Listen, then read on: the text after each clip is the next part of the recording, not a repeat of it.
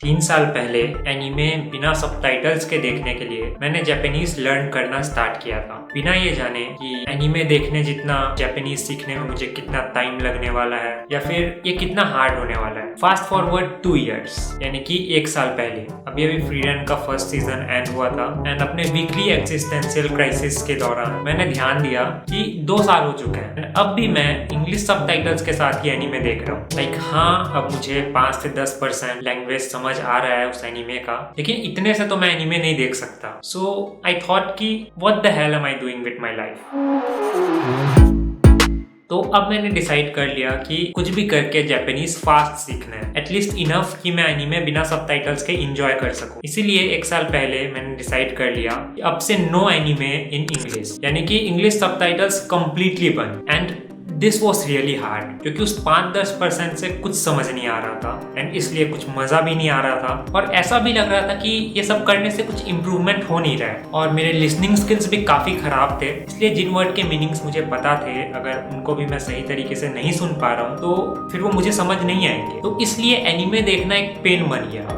पता नहीं कैसे मैंने फिर भी इसी तरह बिना सबटाइटल्स के एनीमे देखने के लिए खुद को फोर्स कर लिया एंड ये बहुत ही इंपॉर्टेंट था। इससे सबसे पहला फायदा तो क्लियरली लिसनिंग स्किल्स के साथ हुआ क्योंकि अब मुझे ध्यान से सुनना पड़ रहा था क्योंकि सबटाइटल्स नहीं थे। एंड दूसरा एक फायदा ये है कि मुझे ये पता चला कि अगर आपको किसी एनीमे को एंजॉय करना है तो आपको हर एक वर्ड को समझने की जरूरत नहीं है। अगर आप एक सर्टेन परसेंटेज ऑफ वर्ड समझ लेते हो तो भी आप एनीमे को एंजॉय कर सकते हो, क्योंकि एनीमे एक विजुअल मीडियम है तो आपको काफी कुछ देख कर पता चल जाता है। अब ये जो स्किल है इसको गैसिंग बोलेंगे या फिर कुछ लैंग्वेज और कुछ देखकर इन दोनों के कॉम्बिनेशन से क्या हो रहा है ये पता करने का जो ये स्किल है ये भी डेवलप होने लगा। तो इंग्लिश सबटाइटल्स ड्रॉप करने के बाद ये दो मेन इंपॉर्टेंट फायदे तो हुए, बट इतने में मैं नहीं रुक सकता था। अभी तो सिर्फ एनीमे को कंप्लीटली जापानीज में कन्वर्ट किया था, लेकिन जो अगला स्टेप है वो और ज्यादा खतरनाक था।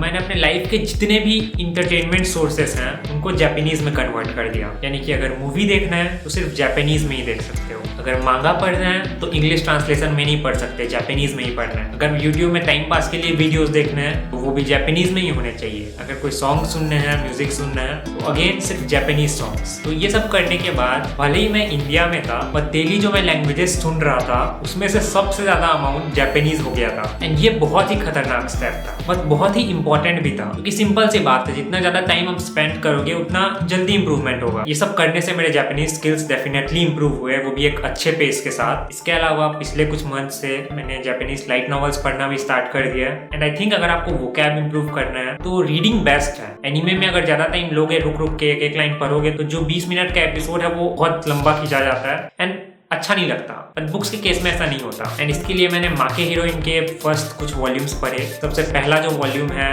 उसको पढ़ने में मुझे लगभग 2 महीने लग गए, सेकंड वॉल्यूम को पढ़ने में 25 दिन लगे थे and third volume I think 15 days में मैंने कंप्लीट कर दिया था। एंड 15 डेज भी वैसे काफी टाइम है बट स्टिल इम्प्रूवमेंट हुई है।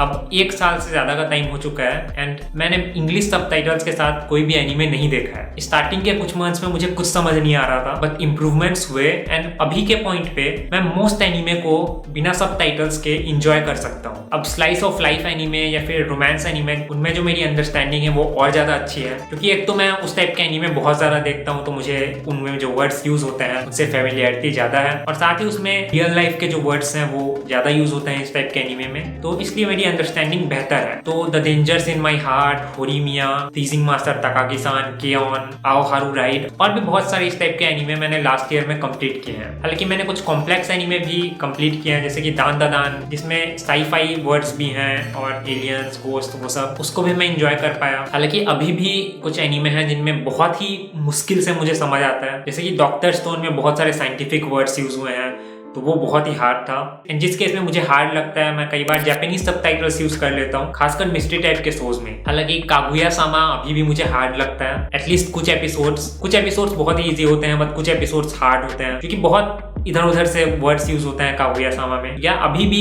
कुछ ऐसे शोज हैं, मूवीज हैं जो कि बहुत ही हार्ड है, बट जनरली अगर देखा जाए तो जितने भी एनीमे मैं देख रहा हूँ उनमें से मोस्ट मुझे समझ आ जाते हैं। अभी भी जो एक चीज बहुत ही हार्ड है मेरे लिए वो है कि यूट्यूब में कोई एक्टर है या फिर कोई वॉइस एक्टर है, उसका इंटरव्यू या फिर एनीमे के जो रेडियो होते हैं इसमें सिर्फ वॉइस होता है, जो वॉइस एक्टर्स हैं वो एक दूसरे से बात कर रहे होते हैं, उनको जो अंडरस्टैंड करना है वो बहुत ही हार्ड है, क्योंकि विजुअली तो सबसे पहली बात कुछ नहीं हो रहा है, या तो एक व्यक्ति माइक पकड़ के खड़ा हुआ है या फिर खाली एक स्टैटिक इमेज है। उसके बाद जो लास्ट एस्पेक्ट है लैंग्वेज लर्निंग का, आई थिंक वो आउटपुट है, यानी कि जापानीज में लिखना या फिर जापानीज बोलना। एंड ये ऑब्वियसली मेरा वीक पॉइंट है, क्योंकि इनपुट का मैंने बहुत ज्यादा प्रैक्टिस किया है, क्योंकि एनीमे देखना, वीडियोस देखना, जापानीज सॉन्ग सुनना, सब में जापानीज का इनपुट हो रहा है, बट आउटपुट बहुत ही कम है। मैं बीच बीच में जापानीज में लेटर्स लिखता हूँ जापान में जो मेरे फ्रेंड्स हैं उनको, एंड इसके बाद भी आई थिंक राइटिंग में मैं अच्छा नहीं हूँ। राइटिंग तो फिर भी बन जाता है क्योंकि आपको सोचने का टाइम मिल रहा है, जो स्पीकिंग है वो बहुत ही हार्ड है, एंड स्पीकिंग का मुझे बिल्कुल भी मौका नहीं मिला है, इसलिए मेरा प्रोनाउंसिएशन भी बहुत ही बकवास है प्रोबेबली। एक अच्छी बात यह है कि अब मुझे जापानीज का जो ट्रेडिशनल फॉर्म में स्टडी है वो सब करने की उतनी जरूरत नहीं पड़ रही है। अभी के पॉइंट ऑफ टाइम में मैं जापानीज को इम्प्रूव करने के लिए बस एनीमे देख रहा हूँ या फिर लाइट नॉवेल्स पढ़ रहा हूँ, एंड ये सब इंजॉयबल है, ऐसा नहीं लगता कि आप स्टडी कर रहे हो, तो इसलिए इम्प्रूवमेंट भी हो रहा है और मजा भी आ रहा है। तो या इस तरह से अब मैं एनीमे बिना इंग्लिश सबटाइटल्स के देख सकता हूँ। सच बोलूँ तो बहुत टाइम स्पेंड करना पड़ा है, एनीमे को इंग्लिश सबटाइटल्स के साथ देखना मुझे 1 साल बाद ही छोड़ देना चाहिए था, लाइक 2 साल नहीं लगाने चाहिए थे, पर इसके अलावा आई डोंट थिंक मैं कुछ रिग्रेट कर रहा हूँ। कोई भी ओपिनियंस है जापानीज से रिलेटेड तो आप कमेंट्स में जरूर बताएं, एंड इस वीडियो में बस इतना ही था। Thanks for watching, keep watching Techno cafe.